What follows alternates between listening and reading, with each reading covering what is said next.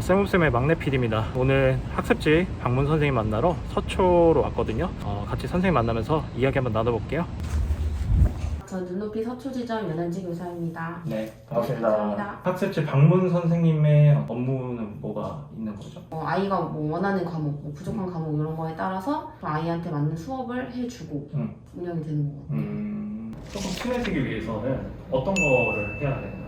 최근에 만났던 친구가 처음에 수업했는데 말을 한마디도 안 하더라고요. 유아 같은 경우는 캐릭터에 약해요.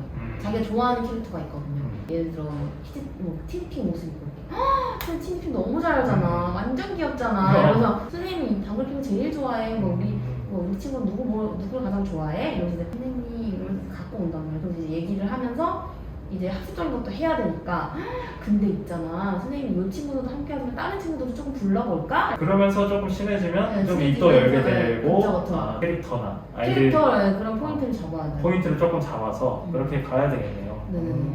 유아 수업 할 때 네. 가장 어려웠던 친구는 뭐가 있어요? 가장 근데 처음 조금 낯설었던 게 언어 치료 받았던 친구들이 제가 언어 치료에 대한 그 기본적인 지식이 없었기 때문에 조금 어려웠어요. 그래서 내가 잘 모르니까 어떻게 할지를 모르잖아요. 제가 공부했을 때는 약간 조금 학습적으로 많이 느려요. 그리고 상대방의 의도를 파악하기 조금 어렵고 근데 그 과정에 있어서 자기가 조금 상대방이 불편하거나 그런 감정을 내세우면 조금 감정을 상해한다고 하더라고요. 그 점을 유의해서 수업을 하려고 했고요. 예를 들어서 뭐 크기에 관련된 내용이라고 하면 이 아이한테는 어쨌든 하나만 가져가면 되거든요. 많은 걸 주면 이 아이는 부담스러워하기 때문에 그래서 오늘 뭐 배울 거냐면 선생님이랑 크기에 대한 걸 배울 거야. 크기가 뭘까? 그래서 한번 주먹 한번 쥐어볼래? 그래서 선생님 주먹하고 친구하고 어떤 게 더 클까 하면서 이제 조금 쉽게 접근할 수 있게 아이가 부담스러워하지 않을 수 있게 조금 아이가 진짜 좋아하거든요. 선생님 저 발도 작아요. 그래서 그렇다고 얘기하다가 근데 선생님보다 눈이 더 큰 것 같아요. 이렇게 재밌는 얘기도 하고 그렇게 이제 흘러가는 거거든요. 어렵지만 그래도 네. 이제 학습하는 데 있어서 조금 기다려주고 그쵸, 질문도 좀 많이 하고 질문도 많이 하고 아이랑 조금 더 관계를 맺어가면서 이제 학습을 하면 조금 괜찮아졌다. 아까 저는 수업해줄 때 이게 왜 일어나며 이게 왜 필요하고 그런 걸 좀 많이 설명해줘요. 그러다 보니까 이 아이한테 이해가 되는 거죠. 아, 이 도구는 이렇게 해서 사용하는구나. 예를 들면 뭐 가위를 가져가잖아. 저희가 뭐 자르거나 이런 거 할 때 가위를 가져오면 이 아이 입장에서는 가위를 이렇게 집어버리는 거야. 근데 그런 것도 가위를 이렇게 집으면 다칠 수가 있어. 가위 같은 경우는 위험하니까 조금 더 조심하자. 이렇게 얘기하면 이 아이 입장에서는 아 가위가 조금 위험할 수도 있겠구나 라고 인지를 하거든요. 그러니까 이해력이 좋아졌어요. 초등 친구 중에서 학습하기가 조금 어려웠다 하는 친구가 있을까요? 이것도 제가 낯선 경험이었는데 낯선 경험 굉장히 많으시네요.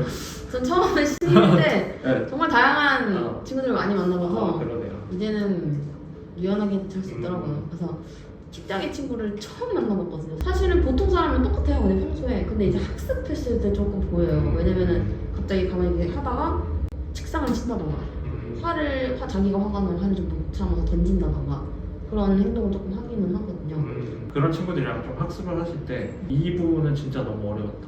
그러니까 어려운 부분이 있으면 제가 캐치를 하고 바로 알려주려고 하는데 그 친구들은 어려운 문제를 가르쳐주는 거에 대해서 조금 다르게 생각을 해요.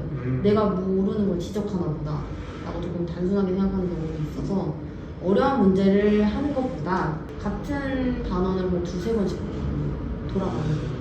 그걸 항상 다 푸는 게 아니라 오늘은 뭐 1, 2, 3을 풀었다. 그럼 다음 주에는 4, 5, 6을 푸는 거예요. 그렇게 좀 나눠서 했어요. 나눠서 그렇게 나눠서 하면 그 친구가 좀 이해를 많이 하던가요? 그리고 처음에는 저희가 뭐 교재가 너무 잘 돼 있기도 하지만 교재 양이 있기 때문에 양에 대한 좀 부담스러움도 있거든요. 근데 이걸 나눠서 하면 반복적으로 어쨌든 설명을 듣는 거잖아요. 한 번 듣는 것보다 두세 번 듣는 게 훨씬 수월하거든요. 맞아요. 그 입장에서는 이해가 잘 되죠. 그럼 그렇게 학습을 진행을 하셨잖아요. 네. 그러면 그 친구들이 학습 이제 성과가 조금 보이기 시작했나요? 그렇죠. 왜냐면 그 친구들은 학교진도 위주로 따라가면 안 돼요.